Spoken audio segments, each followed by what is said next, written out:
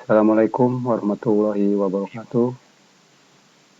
Perkenalkan, nama saya Suryana, selaku Kepala Kompetensi Keahlian Teknik Fabrikasi Logam dan Manufaktur di SMK Negeri 1 Cirebon. Dalam kesempatan yang berbahagia ini, izinkan saya pertama kali barangkali mengucapkan selamat kepada para siswa semuanya yang khususnya di Teknik Fabrikasi Logam dan Manufaktur ini. Anda semua tentu bisa masuk di SMK ini bukan karena faktor keberuntungan atau kebetulan semata, tapi tentu melalui proses yang panjang ya, dan masuknya ke SMK 1 Cirebon ini betul-betul sesuai dengan kemampuan dan kapasitas kalian sehingga kalian bisa terpilih dan berada di, insya Allah berada di lingkungan SMK Negeri 1 Cilegon ke depan ya kurang lebih selama 3 tahun. Para siswa baru, dalam kesempatan yang saat kita dan kalian laksanakan sekarang ini di kegiatan MPLS, tentunya harapannya paling tidak setelah pelaksanaan kegiatan ini ada semacam gambaran bahwa kalian tuh kira-kira ke depannya itu mau seperti apa.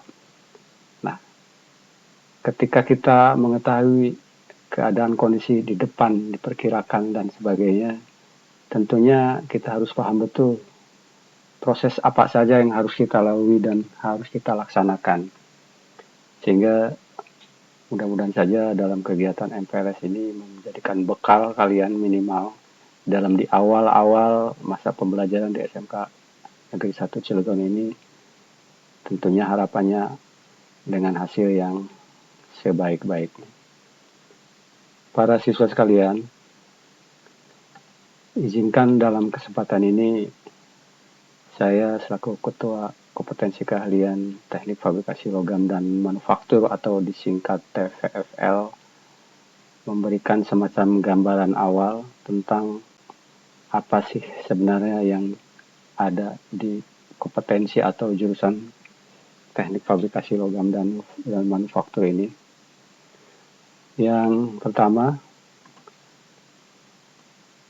akan saya coba menyampaikan profil kompetensi keahlian teknik fabrikasi logam dan manufaktur.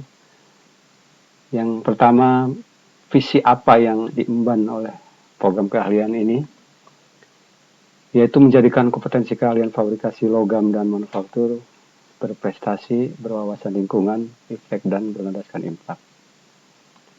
Kemudian, misi ke depan yang diharapkan itu seperti apa?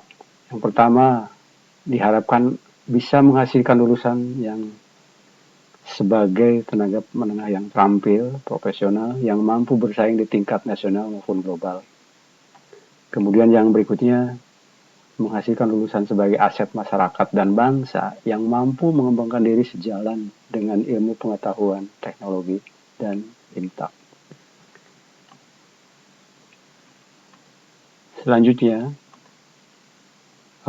seperti yang disampaikan tadi, saya selaku Kepala Kompetensi Keahlian sudah mengenalkan diri, nama saya Suryana. Kemudian saya juga didampingi oleh Kepala Bengkel Keahlian, yaitu Bapak Isom Budiarso SPD.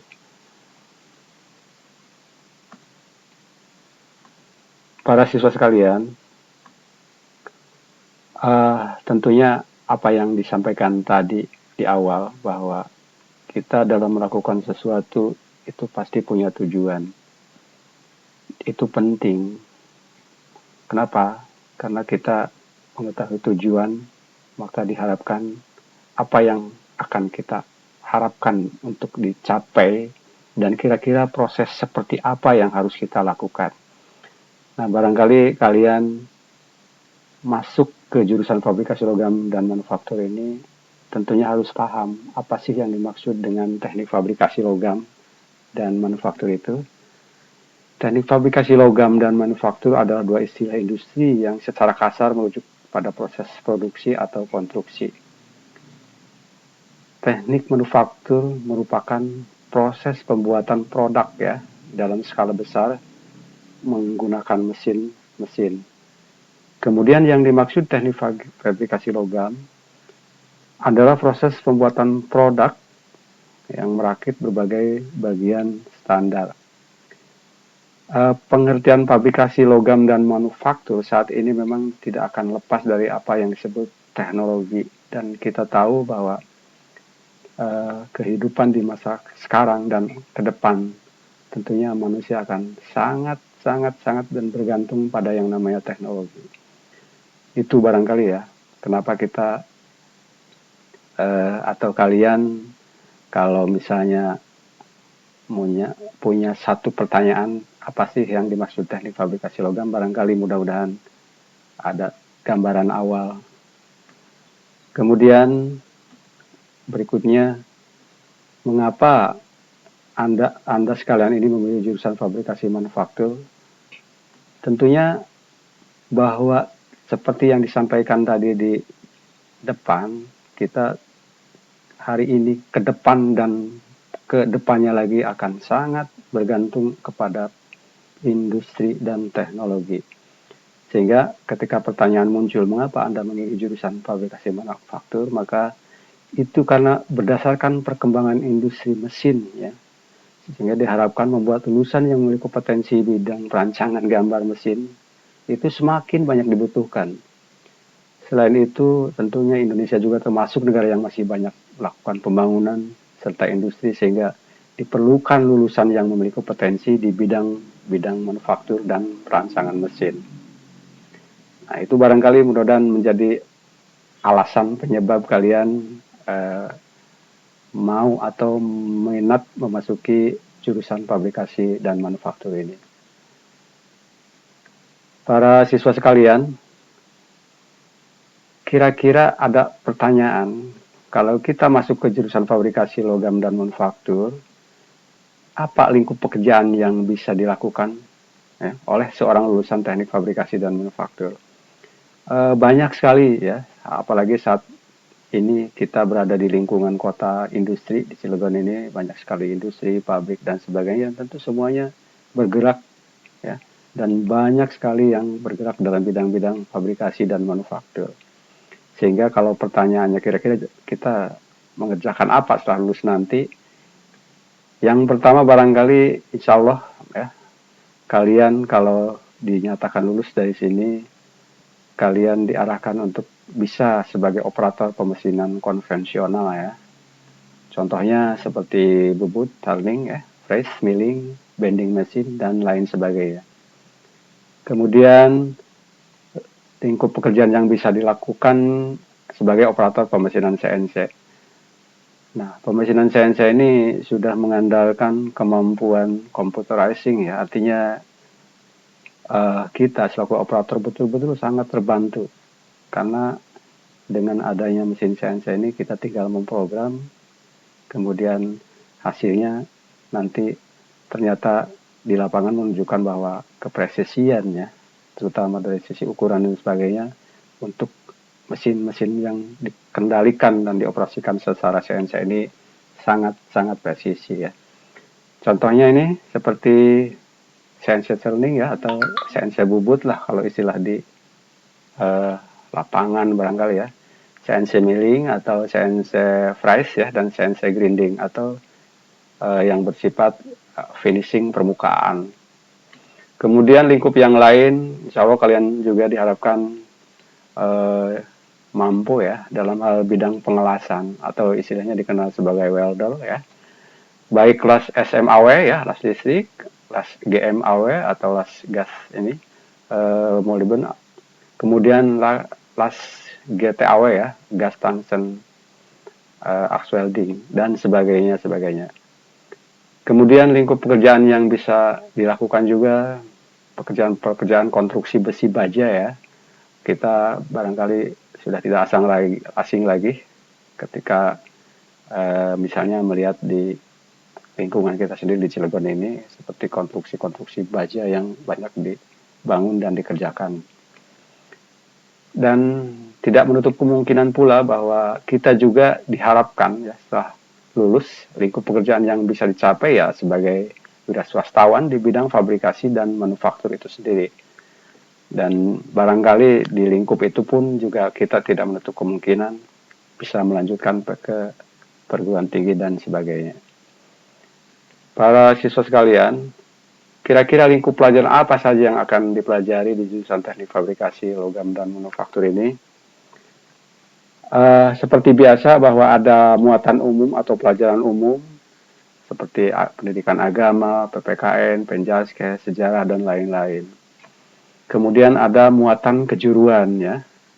Muatan kejuruan ini tentu kita sekolah di SMK menjadi roh utama barangkali ya, bahwa kita sebagai sekolah vokasi tentu penekanan aspek keterampilan ini sangat penting ya.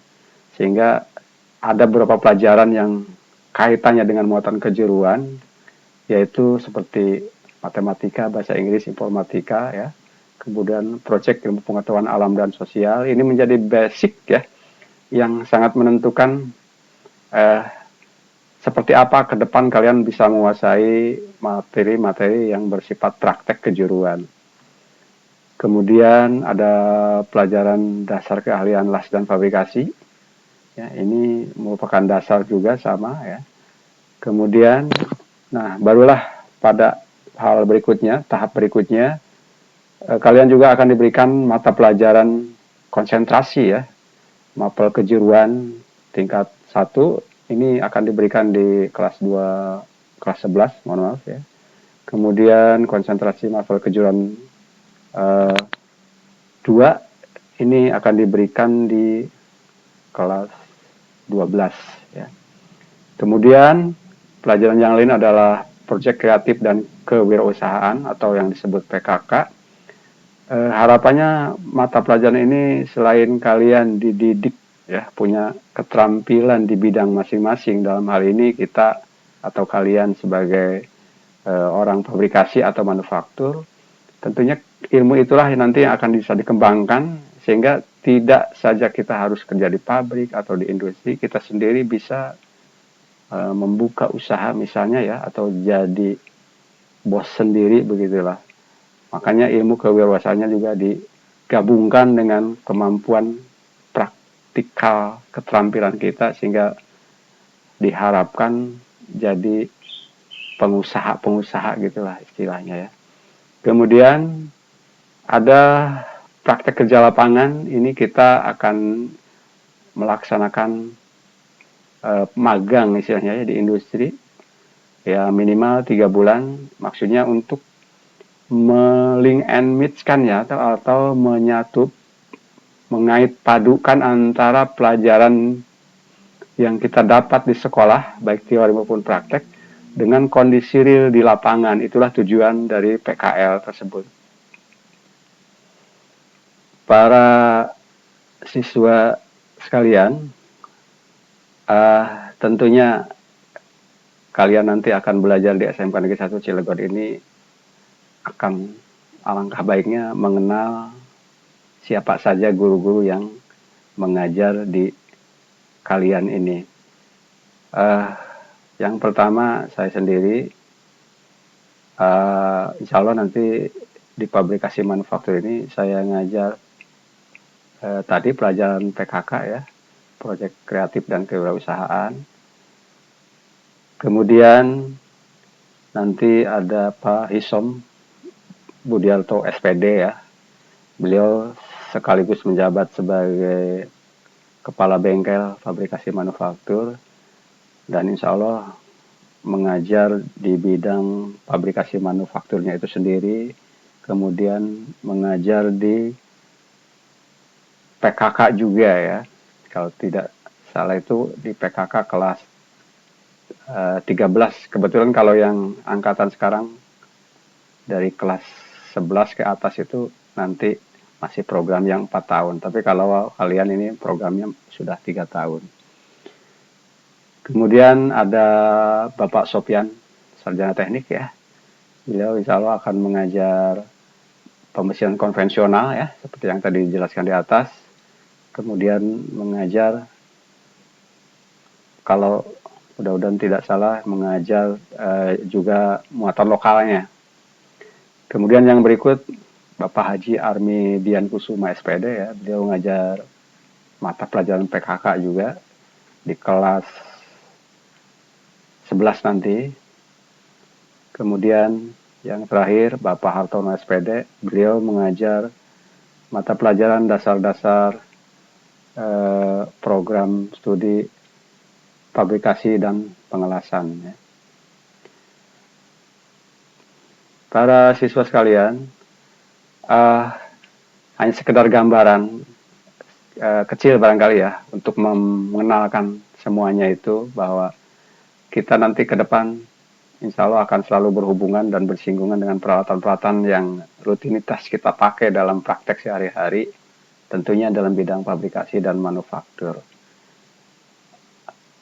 Yang pertama, kalian semua nanti insya Allah akan diberikan bagaimana cara mengoperasikan sebuah mesin bubut ya, ini yang namanya mesin bubut. Bagaimana memproduk sebuah komponen ya, atau benda produk apapun begitu yang terkait dengan menggunakan mesin-mesin bubut. Kemudian yang kedua ini adalah mesin fresh ya. Ini juga sama, mesin bubut maupun mesin fresh ini masih bersifat konvensional. Nanti kalian akan tahu kira-kira perbedaannya apa ya, dan benda-benda apa saja yang bisa diproses dalam kedua alat tersebut. Kemudian yang berikutnya adalah mesin tekuk ya, plat atau bending plat ini. Ini biasanya berhubungan dengan benda-benda sheet metal ya, benda-benda lembaran baja begitu diproses, dibentuk. Nanti kalian insya Allah akan berhubungan dengan alat-alat yang seperti ini. Kemudian ada lagi roll plat ya, atau alat-alat pengerol, penggulung plat. Ini alatnya biasanya benda yang bersifat tabung, lingkaran dan sebagainya dari bentuk lembaran, maka diproses menggunakan alat-alat seperti ini yang disebut roll mesin roll ya, mesin roll flat. Kemudian yang berikutnya adalah, nah ini mesin, kalau yang pertama ini bubut konvensional ya, maka yang ini adalah bubut CNC. Artinya dalam proses pengerjaannya ini sudah melibatkan program komputerisasi gitu. Ya. Kemudian yang berikutnya CNC milling ya, sama ini juga. Kalau yang pertama, yang kedua tadi adalah milling konvensional atau fresh konvensional, maka ketika itu sudah dipadukan dengan program komputer, maka disebut sebagai CNC milling. Kemudian yang berikutnya adalah alat mesin las ya, karena fabrikasi itu tidak terlepas dari dunia pengelasan, maka kalian juga insya Allah nanti akan diajari bagaimana cara mengelas berbagai macam jenis-jenis pengelasan. Ya, ini yang konvensional. Kemudian karena semakin canggih dan majunya industri ya, dunia teknologi, maka sekarang pengelasan juga bisa dilakukan secara robotik atau menggunakan program komputer atau mesin las CNC.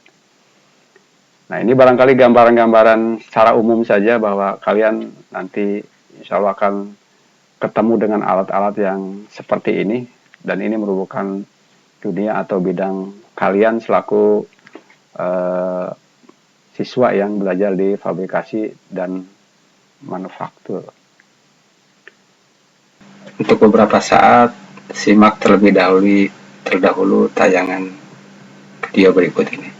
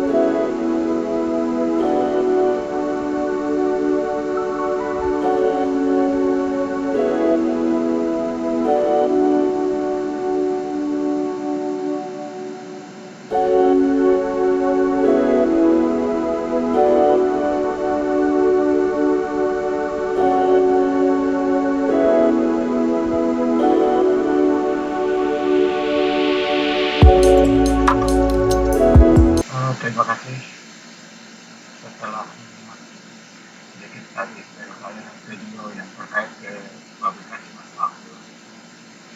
Mudah-mudahan paling tidak seperti yang saya sampaikan tadi ada gambaran kira-kira seperti itulah kurang lebihnya apa yang disebut publikasi dan manfaat. Barangkali demikian yang bisa saya sampaikan dalam penjelasan saya. Mudah-mudahan apa yang disampaikan bisa membawa manfaat dan kalian ke depan dalam belajar. Demikian, salam SMK. SMK bisa, SMK hebat, siap kerja, santun, mandiri, dan kreatif. Wabillahi taufiq wal hidayah. Wassalamualaikum warahmatullahi wabarakatuh.